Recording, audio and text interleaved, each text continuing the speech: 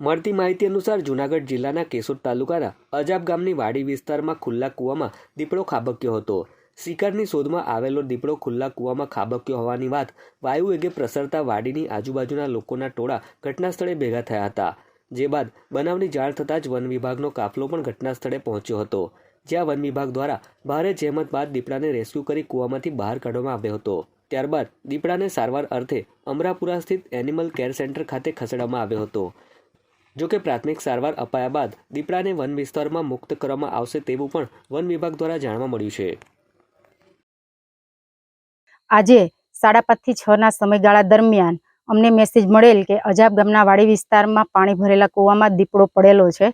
તાત્કાલિક Amarapur animal care સેન્ટરની ટીમને જાણ કરી નાયબ વન સંરક્ષક શ્રી સામાજિક વનીકરણ રેન્જ વનીકરણ વિભાગ ગીર સોમનાથની સૂચના મુજબ આ દીપડાનું તાત્કાલિક સહી સલામત રેસ્ક્યુ કરવામાં આવેલ છે અને હવે આ દીપડાને સારવાર અને પ્રાથમિક તપાસ માટે અમરાપુર એનિમલ કેર સેન્ટર મોકલવામાં આવશે।